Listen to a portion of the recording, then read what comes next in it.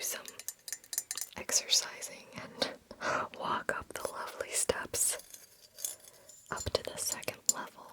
You can't walk straight to the top of the Eiffel Tower. You can only take an elevator from the second level to get up there, which probably is for some good reason, you know. But yeah, so we climbed up these steps to the second level. Got a nice view out there. I remember being very tired with all the climbing though, because I know this one is very tiny in my hand, but it's much bigger like that in France.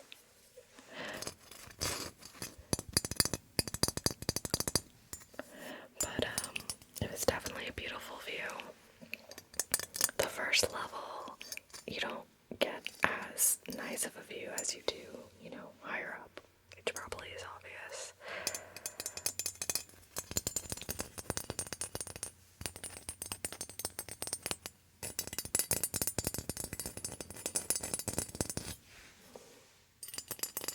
And just outside the Eiffel Tower is like this beautiful, like, grassy area that people will have picnics on, and you can like watch the sunset. And at night, the Eiffel Tower lights up for certain periods of the night, like it does this sparkle effect. It's really pretty. So pretty in the day and pretty in the night.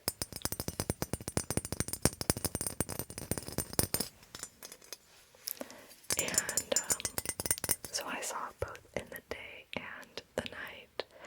And when you are outside the Eiffel Tower area, there are actually a lot of street vendors that are selling you little Eiffel Tower souvenirs like this one. So this is actually from France that I got. I also got this smaller one.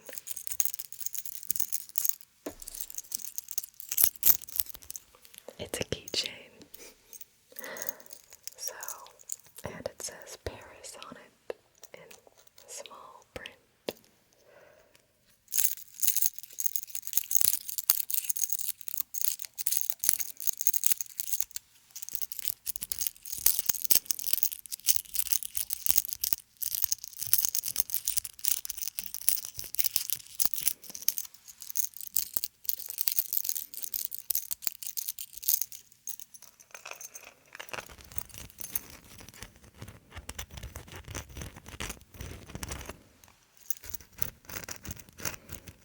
Although the Eiffel Tower was bigger than these souvenirs, obviously, it was still slightly smaller in person than I expected it to be. The next hotspot I visited in Paris was the Louvre. The Louvre, which is the world's largest art museum.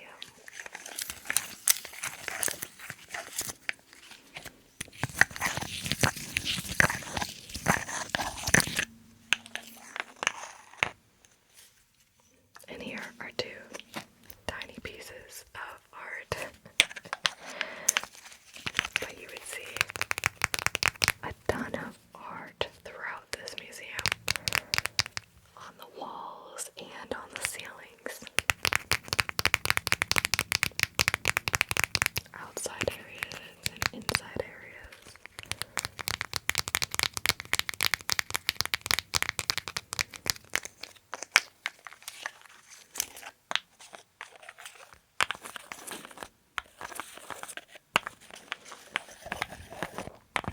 You could spend days in that museum. The Louvre. The Louvre. And of course, one of the most famous pieces in there is the Mona Lisa. The Mona Lisa. The Mona Lisa is iconic. Now, I don't have a picture of the Mona Lisa for you, so why don't I paint a picture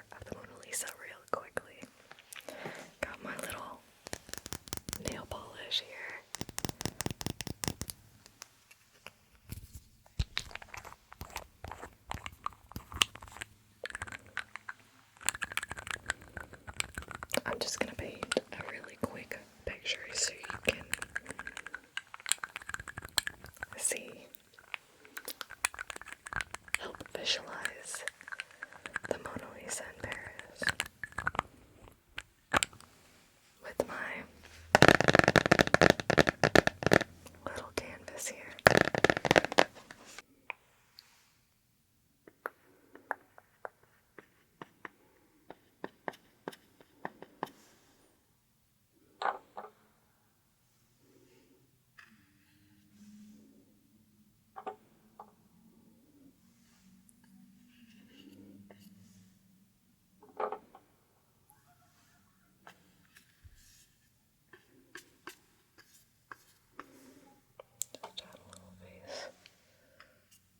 Oops, that's supposed to be the chin. This is supposed to be hair. Let me just touch it up a bit here.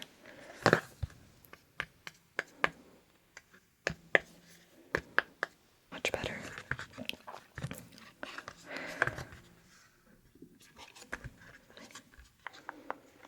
And voila, here is the final painting. What do you think? I do okay.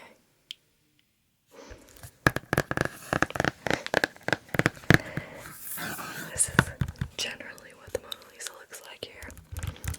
And, see, the only issue is because the Mona Lisa is so iconic, is that it's completely crowded all the time. At least before COVID. So, for shorties like me, it's kind of an issue because, yeah, you basically have to, like, bustle your way through the crowd if you want to see it. It's a little funny because you'll see basically just tons of people taking photos of the Mona Lisa. And it's funny because it's like, I don't know, I don't really see the point in taking a photo of a photo when you can experience it in person, as if like your phone camera is gonna get a better quality than, you know, Getty Images or something. Just saying. But this thing was guarded like crazy in the Louvre. So first there was the painting, and it was covered by a glass box. Then it had a wooden stanchion in front of it, like a bar, like a barrier. Then it had like velvet ropes in front of it, velvet stanchions. And then it had bodyguards in front of that, actually kind of centered all around that painting. So if you were thinking of stealing the Mona Lisa, think again.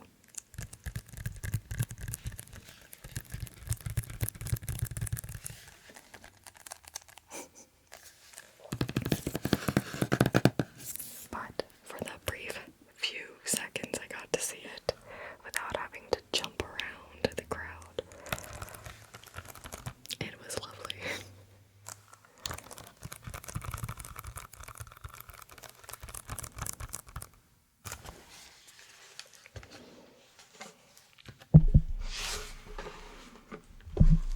Okay, next I went to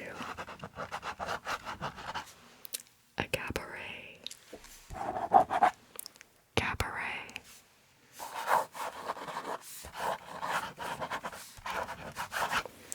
Which is a dinner and show with dancing and extravagant costumes. An example of a cabaret is Moulin Rouge. And when I say extravagant costumes, I mean like with feathers like this popping out of their headdresses,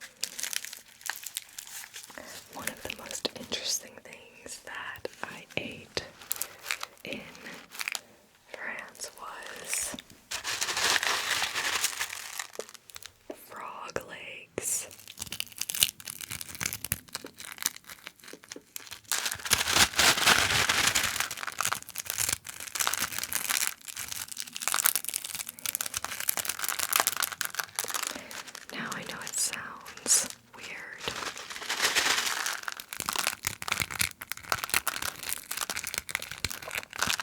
but they were actually delicious.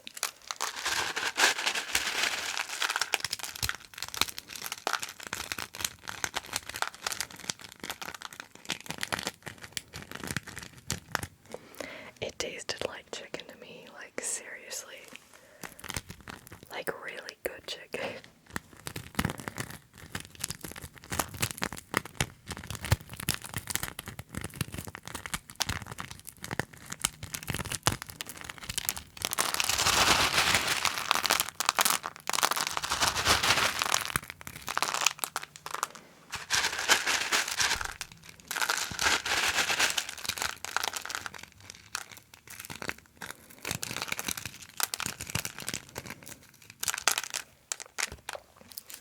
So I definitely recommend trying frog's legs if you eat meat.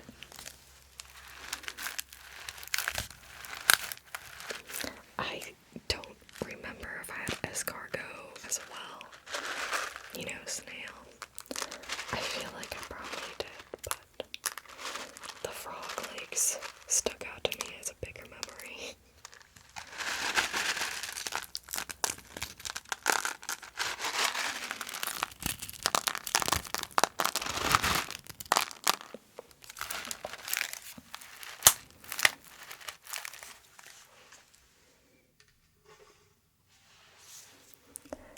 Then I went to the Louvre Bridge, which is basically a bridge where couples will inscribe their names on a padlock like this, and they will lock it on the bridge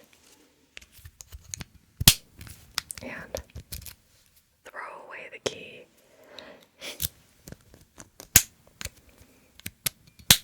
And the reason they throw away the key is it's to symbolize their long-lasting love. Very romantic, if you're into that sort of thing. Since I was with my parents, it was not so romantic for me.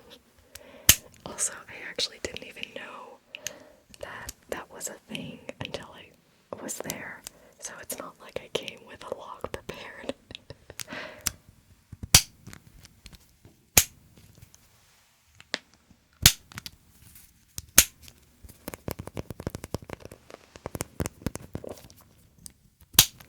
I think though that after a lot of time, I think the government had to like get rid of some logs because there were too many logs on that bridge. So maybe it's not long-lasting love, at least on the bridge.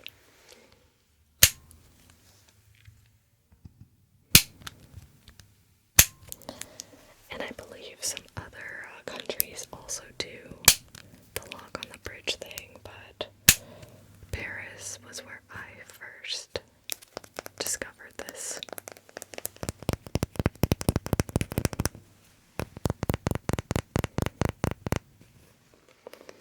And people would have much prettier locks than this one, so, you know.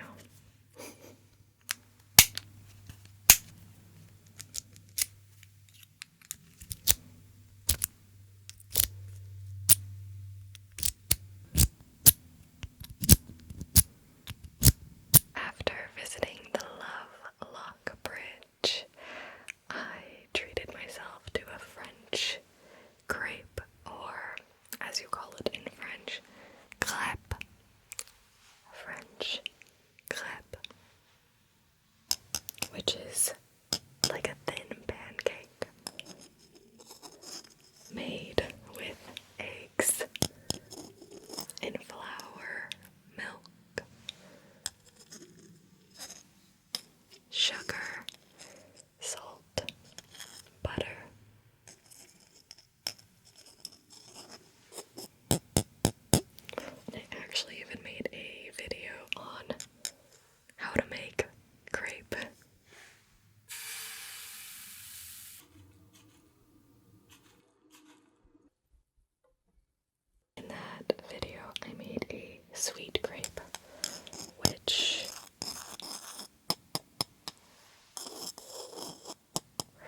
is popular to have with Nutella chocolate or jam, like strawberry jam. But you can also have savory crepes too. And they're both delicious. Let's be real, crepe in France is like truly amazing. I definitely had at least like 5 on that trip. Probably should have had like 500 though, you know what I mean? Because it's just amazing. So yes, crepe is definitely one of the things to have. Honestly, a lot of their like sweets are amazing. Like of course the croissant. The croissant is amazing. French bread is amazing. Fromage is amazing. Fromage is cheese in French. So yeah, just French food is amazing. So I think we got that covered. I also visited the famous Notre Dame Cathedral. Notre Dame Cathedral.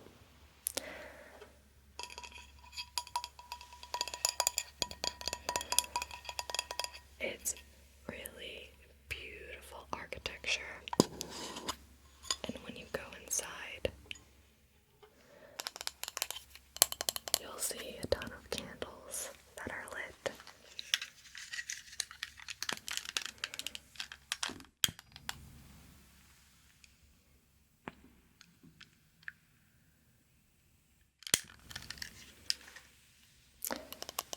Now, some of these candles are Notre Dame's candles that are up, you know, within the cathedral. You'll also see candles that are offerings that are donated by visitors to the cathedral. Usually offerings are about €2. And you light a candle and say a prayer.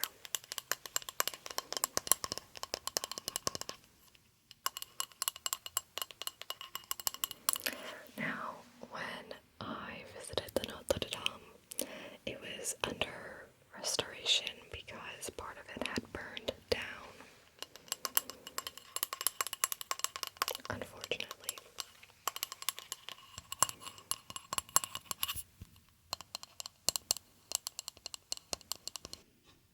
Last but not least, I visited the famous avenue of Paris called Champs-Élysées. Champs-Élysées. And it's a very, very busy avenue. Probably an avenue you'll recognize from a lot of movies too. And within that avenue is the famous Arc de Triomphe. Arc de Triomphe, which is a giant monument, like, you know, an arc